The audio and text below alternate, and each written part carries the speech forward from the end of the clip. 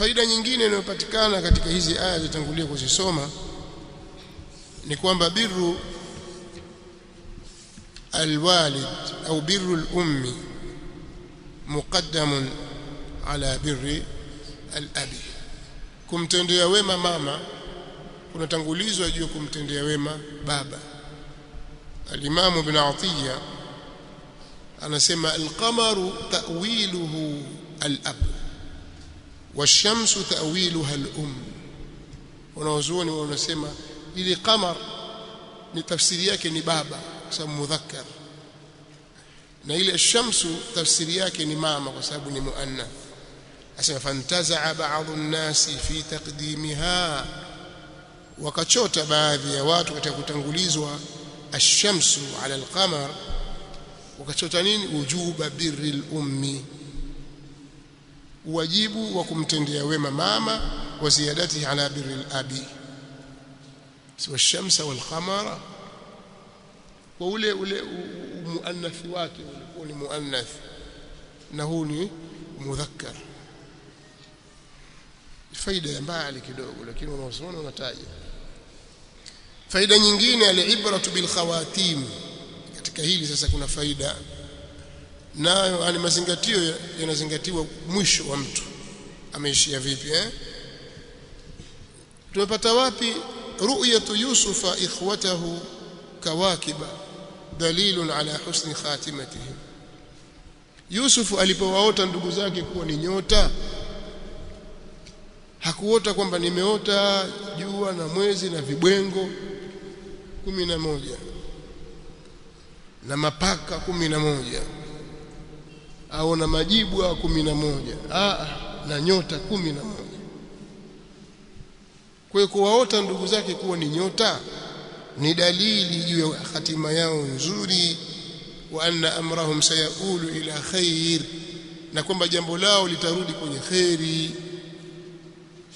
Ndio wale asbab, qulu amanna billahi wama unzila ilaina wama unzila ila ibrahima wa ismaila wa ishaqa wa yaquba wal asbat. Na asbat wale waamini asbat ni wale wana wa Israeli, mafuko ya wana wa Israeli ambao ni uzao wa Israeli, ni huyu Yaqub. Umeelewa? Kwa hiyo ile ndoto ya kuota kwamba walikuwa ni kawakib ni ishara ya kwamba walikuwa na hatima njema. Kadhalika katika faida tunazozipata katika aya hizi, lakini hii ilikuwa ije baadaye huko, lakini hapa pia kwa sababu imetajwa ra'aituhum li sajidin, kwa munasaba huo tutasema shar'u man qablana shar'u lana ma lam yunsakh. Sheria ya waliotangulia kabla yetu pia ni sheria, itakuwa ni sheria yetu muda wa kuwa haikufutwa na sheria yetu. Sheria yetu na sheria yao ni moja tu. Kila mtume kapokwele kapewa sheria yake na utaratibu wake, lakini kiasi kikubwa zinalingana sheria hizo na hukumu hizo. Kwa hiyo pale itakapokuwa zinatofautiana yao na yetu ikawa iko tofauti, basi itakaozingatiwa sasa ni yetu. Sasa swala kusujudu ambalo limepokewa au limekuja limetajwa katika aya, ilikuwa hayo ndiyo mamkizi yao, kana tahiyatahum, hayo ilikuwa ndio mamkizi yao. Mkubwa mdogo kimeona mkubwa wake kidaraja au kiumri anamsujudia. Akiingia kwa amir, kwa mfalme, kabla ya yote atakwenda atasujudu katika haramu yake, mbele ya hadhara yake atasujudu. Yalikuwa ndio mamkizi yao haya. Sawa? Je, kwenye sheria yetu jambo hilo lipo? Qala al-Imam al-Qurtubi rahimahullahu ta'ala, wa hakadha kana salamuhum bitakaffi wal-inhina'i wa qad nasakha Allahu dhalika kullahu fi shar'ina. Anasema al-Imam al-Qurtubi, hivi ndivyo ilikuwa salamu yao, kwa kupiana mikono na kuinamiana, lakini Allah subhanahu wa ta'ala ameyafuta yote hayo katika sheria yake. Akaendelea kisha akasema, wa ajma'a al-mufassirun anna as-sujuda ala ayyi wajhin kan fa inma kana tahiyatan la ibada. Sawa? wanaozuoni wa tafsiri wameafikiana kwamba kule kusujudu kwa wajihi wowote utakaokuwa, anasema ilikuwa ni sijida ya kimaamkizi katika sheria yao na sio ya ibada. Katika tafsiri al-Jami' li ahkam al-Qur'an yako kwenye aya hii. Kadhalika aya zimetufunza Nabiullah Yaqub alayhi salatu wassalam alipomwambia mwanawe, la taqsus ru'yaka ala ikhwatik fayakidu laka kaida. Tumejifunza kitu pale, nacho ni mashru'iyatul hadar wa mashru'iyatul akhdh bil hayta fi al-umur al-hamma, ni kuwekwa sheria ya kuchukua tahadhari katika mambo ya kisawasawa. Kabla hujaendea, chukua tahadhari. Al-Imam Abu Hayyan Al-Andalusi rahimahullah ta'ala katika tafsiri yake Al-Bahr Al-Muhit alipokuwa akifafanua aya hii niliyotaja, akasema wa fi khitabi Yaquba li Yusufa alayhi assalam tanhiyatan an an yaquss ala ikhwatihi makhafata kaydihim dalalatan ala tahdhir almuslim akhahu almuslima au akhahu mimman yakhafu alayhi. Katika khitabu tamko alilomsemesha Yaqub alilomsemesha Yusuf la kumkataza kuwasimulia ndugu zake kwa sababu ya kuogopea vitimbi vyao, kuna ushahidi wa kufaa kumtahadharisha Muislamu ndugu yake dhidi ya anachokiogopea juu yake, watanbih ala baadhi ma la yaliq, na kumtanabaisha kwa baadhi ya mambo yasiyofaa, wala yakunu dhalika dakhilan fi babil ghiba, na halikuwa ile lenye kuingia katika mlango wa ghiba. Kwa hiyo kuna sheria hiyo ya kutoa tahadhari kwa ndugu yako Muislamu. Hapana, yule bwana nimekuona umekaa naye, bila shaka mna mazungumzo ya biashara, yule bwana ni tapeli, yule bwana tapeli, kashawadhulumu, kashawatapeli watu wengi pesa zao. Kwa hiyo kama mazungumzo ya biashara, mambo ya pesa, basi zingatia hilo. Hiyo sio ghiba. Mnifahamu? Sasa akijifanya mjuaji sana, wajua mimi hivi, shauri yake sasa. Lakini ushamwambia huku na kuelekea huko si salama kwako. Watu wa kule wako hivi na hivi na hivi. Kama wenda basi fanya hivi na hivi na hivi, lakini rai yangu usiende mathalan. Hivyo ndio sawa. Umeelewana? Kwa hiyo haya ni katika mambo tunayojifunza kutoka kwenye hizi aya. Kadhalika hapo hapo al-insanu ma'murun bil ihtiraz fa in nafa'a fadhak wa illa lam yalum al-'abdu nafsahu. Mtu ameamrishwa awe na tahadhari na kinga na kuchukua kinga au tahadhari. Kama tahadhari hiyo itasaidia sawa, kama haikusaidia basi hata laumika, alishafanya tahadhari. Al-Imam Sa'di rahimahullah ta'ala katika tafsiri yake anasema anna min al-hazm idha arada al-'abdu fi'lan min al-af'al an yanzura ilayhi min jami'i nawahihi wa yuqaddira kull ihtimal mumkin. Katika mambo ya busara ni pale mja au mtu anapokuwa ameazimia kulifanya jambo, basi atakiwa alitazame kwa sehemu zake zote na pande zake zote, na alikadirie kila lenye kuwezekana kutokea. Chukue tahadhari kama hii tahadhari ambayo ameitoa Nabiullah Yaqub kwa kijana wake, mtoto wake Yusuf. Faida ngapi? Shandika 25. Faida nyingine, hizi faida aya tunazisoma na tafsiri yake ni mafunzo kwetu, na mafunzo mengine yanaweza yakawa ni muongozo tu moja kwa moja kukuongoza katika sawa, kwa kuwa ulikuwa hujui hili ukajua. Wakati mwingine mafunzo yanakuja kwa njia ya kukukosoa, yani umefanya kitu sio cha sawa, pia ni nasaha hizo, inakuwa ni mafunzo. Lakini wewe kukosoa kwa aina nyingi sana au kwa lugha tofauti tofauti, lakini kukosoa, na mara nyingi nafsi au baadhi ya nafsi zimeumbwa kuchukia kukosolewa. Kuna watu wako namna hiyo, kimkosoa bwana wewe umefanya hivi na hivi, basi na ujamaa nao utakuwa umekufa. Au ukiwa na tabia kumfuatafuata kumkosoa bwana hivi, unajua bwana basi yeye atakaye ukikutana naye umsifie. Watu wana tabia hizo Kwa hiyo nazungumza haya kwa kusema kwamba ni mafunzo yetu sote, na katika jambo gumu kabisa wakati mwingine ni kuzikosoa tabia au mienendo ambayo hata wale wazungumzaji wenyewe tabia hizo au mambo haya yanawagusa. Wewe angalia Mtume SAW alipokuwa gumu kwake juu jambo la kuambiwa kwamba yeye amuoe Zainab,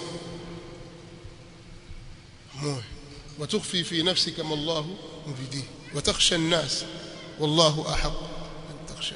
Sasa watu watasemaje, itakuwaje ile jambo? Lakini ndio sheria atakiwa aliseme. Mnaelewa? Sasa huyo ni Rasulullah, ana isma ya Allah subhanahu wa ta'ala, sikwambii wazungumzaji wengine. Kwa hiyo atakiwa maneno yasemwe hata kama yanawagusa watu,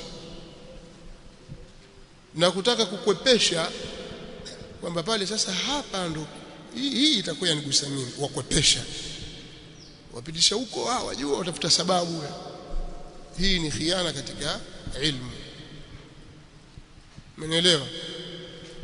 Kwa hiyo haya maneno wakati mwingine kama kuna tabia ikitajwa kama yamgusa mtu, sana hii leo nimedhamiriwa mimi hapa, nimedhamiriwa mimi leo. Kama ndio hivyo basi ni wewe kweli, sawa? Kwa sababu hizi aya zimeshuka kwetu, mimi, wewe na yule, niziwe mafunzo kwetu. Umeelewa? Kwa hiyo kuna tasihihi nyingi za mafahimu na mwelekeo, yani mambo muhimu sana ya kuyajua. Uone kwamba mimi ndio maana ya kusoma, kwa mimi nimekuja kusoma. Haya, katika faida tunazozipata, dhikru al-masawi ala sabili an-nushi la yu'add min al-ghiba, kuyataja mabaya ya mtu kwa lengo la kumnasihi au kwa njia ya kumnasihi hakuhesabii kuwa huko ni kusengenya.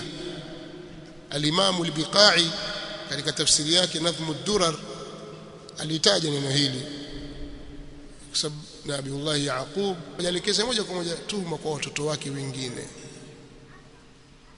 alielekeza moja kwa moja, la taqsus ru'yaka ala ikhwatika fayakidu laka kaida. Kwa hiyo anasema al-Imam al-Biqai, wa fil aya dalilun ala annahu la nahya 'anil ghibati lin-nasiha. Lakini lin-nasiha, katika aya kuna ushahidi wa kwamba hakuna makatazo ya kumsema mtu akiwa hayupo au kumtaja mtu kwa ajili ya kumnasihi, bali hiya mimma yundabu ilayhi. Si mtu hayupo lakini wewe wamzungumzia utahadhari, bwana wewe yule iko hivi na hivi na hivi, atakufanyia hivi kwa sababu tabia yake iko hivi, chukua tahadhari. Bwana amekuja mtu kuposa kwako, sawa, waulizia habari zake sasa kwa watu wanaomjua. Bwana vipi wewe, sema wewe unamjua, muelezee vile alivyo. Yule bwana akaanza kuswali jana kwa sababu ataka mke, umeelewa? Na yule si mtu wa swala kabisa, sema, usifiche. Wewe aminiwa katika hilo, eleza. Umeelewa? Huu ni mfano, lakini kuna mambo mengi ya kuyaeleza katika munasaba mbalimbali. Kadhalika ayati zinaonyesha kwamba ahlul fadhli mahsudun, watu waliopewa fadhila siku zote wanahusudiwa. Watu walipewa mambo mazuri, mambo bora, akili, maarifa na vinginevyo, wanahesabiwa, wanahusudiwa.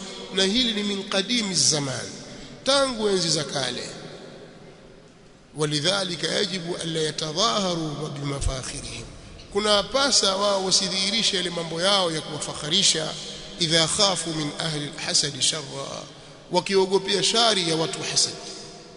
Al-Imam al-Qurtubi rahimahullah ta'ala ana maelezo katika aya hii au katika neno hili, akasema وفيها ما يدل على جواز ترك إظهار النعمة عند من تخشى غائلته حسدا وكيدا.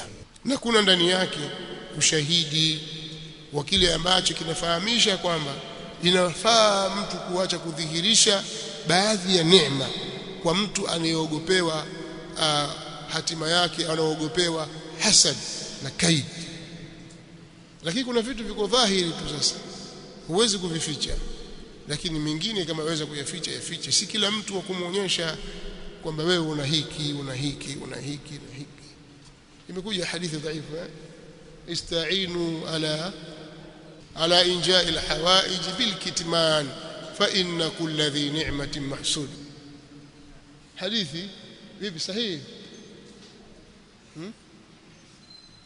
sahihi au ghair sahihi, wallahu a'lam.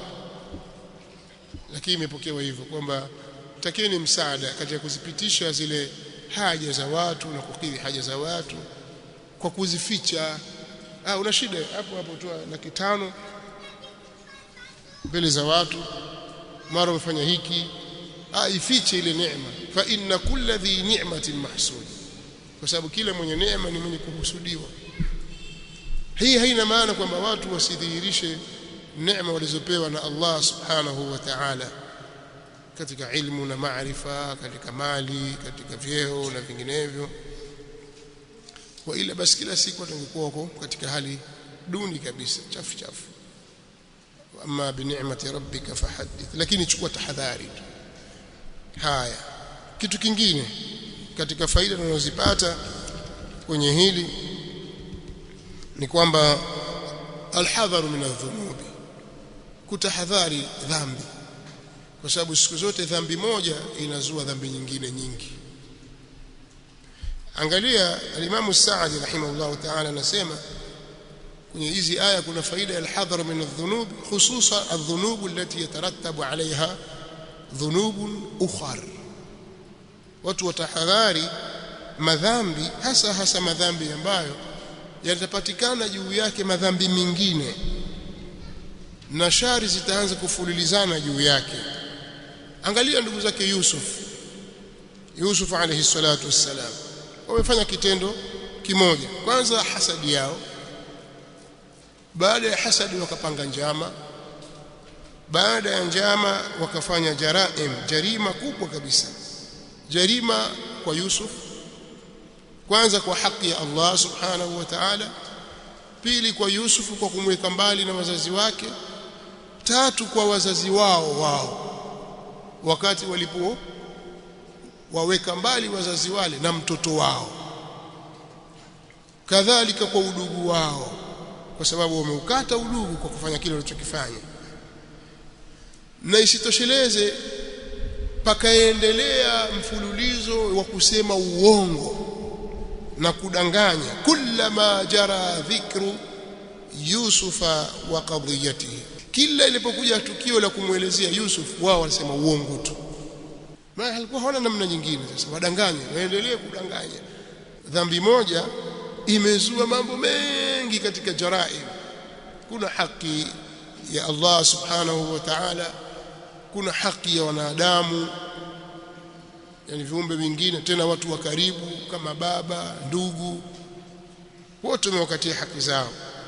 Lakini kitu kingine, uongo ukawa unaendelea. Kwaje? Sisi tulikwenda hivi na hivi, uongo. Kumbe washarauhu bithamanin bakhsin darahima ma'duda, walishamuuza siku nyingi.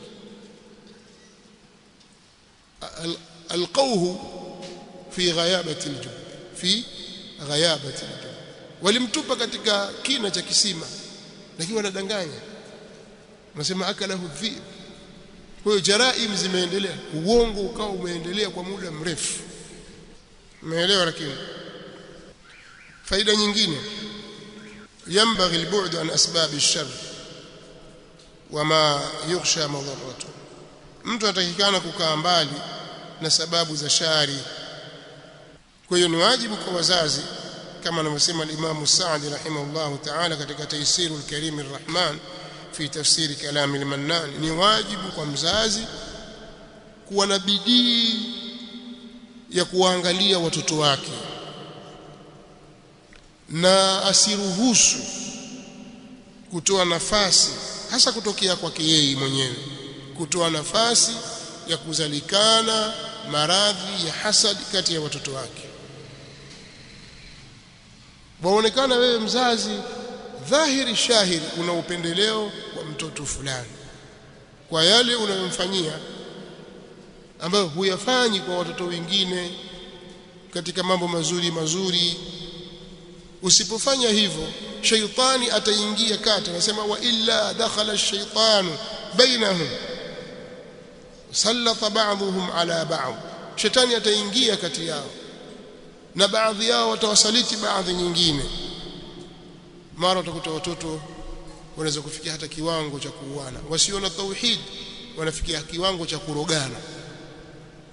Hamjasikia kwamba huyu ndugu kamroga ndugu yake, baba mmoja mama mmoja, kwa sababu ya husda iliyopandikizwa baina yao kwa upendeleo uliofanywa na mzazi. Watu wengi wanakwenda namna hiyo na wanatuhumiana, na kweli kenda huku na huyu amroga mwenzie, warogana tu uko na familia inachanguka, kwisha habari yao, hakuna wa kuunganisha, yani hakuna sulhu haiwezekani. Maana kuna ugomvi za kufika mahali sasa hakuna uwezekano wa sulhu tena. Kiislamu hakuna ugomvi usio na sulhu, lakini sasa hao wamefika mahali, umefikishana mahali sasa huwezi kuweka tena. Nini chanzo chao? Ni baba yao alivyowalea, aliruhusu mambo fulani yapite kati yao, na hiyo ndio sababu. Haifai kufanya upendeleo kwa watoto. Hamjasoma maneno ya Mtume sallallahu alaihi wa alihi wasallam? Mtume sallallahu alaihi wasallam anasema ittaqullaha wa'dilu baina auladikum, wal hadith akhrajahu ash-shaykhan. Muogopeni Allah na fanyeni uadilifu kati ya watoto wenu, kwa sababu unatengeneza bomu kubwa, hujamsaidia huyu unampendelea. Umeelewa? Faida ngapi?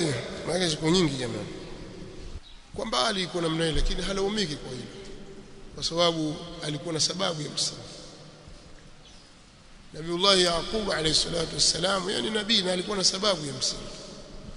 Na sisi tueleza kwamba kuwapendelea watoto haina maana kwamba hata yule mtoto ambaye sasa anastahiki kupewa kipaumbele kwa sababu ya kheri alizonazo, basi hutamfanyia hivyo kwa sababu tu anaogopa tausudi. Wala utamfanyia mtoto anaonyesha bidii, ana heshima, ana adabu. Kwa hiyo waelekeze wenzake, mwangalieni mzenu anasikia maelekezo ya wazazi, mtiifu, anafanya hivi, ana bidii. Naweka mambo wazi pia, atakayefanya hiki na hiki akifanikiwa atapata hiki na kile. Sawa? Kwa hiyo watu wajue kwamba hili ni kwa sababu ya hili. Sasa Nabiullah Yaqub alayhi salatu wassalam, mapenzi yake kwa Yusuf hayakuwa ya batil, kwamba mfadhilisha tu juu ya ndugu zake. La, ni kwa yale aliyojua kwake, ni kwa yale aliyojua kwake. Lakini angalia, pamoja kwamba ni ya haki na wao wanajua kwamba baba yao ni nabii, pakazalikana kitu hiki. Je, wewe? Faida nyingine inaonyesha kwamba shaitani ana nafasi ya kuingia kwa mtu yoyote, hata kwa watoto wa manabii.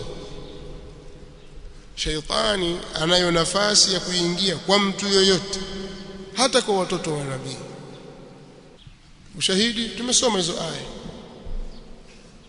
Allah subhanahu wa ta'ala anaeleza kwamba Nabiullah Yaqub alimwambia mwanawe, la taqsus ru'yaka ala ikhwatik fayakidu laka kaida inna ash-shaytana lil-insani aduwwun mubin.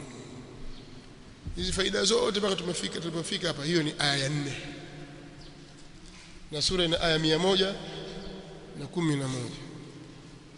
Naona kazi sasa. Kwa shavisha 30 Sheikh tosha. Tutaendelea tena kutaja fawaidi katika darasa nyingine. Subhanakallahumma wa bihamdika ashhadu an la ilaha illa anta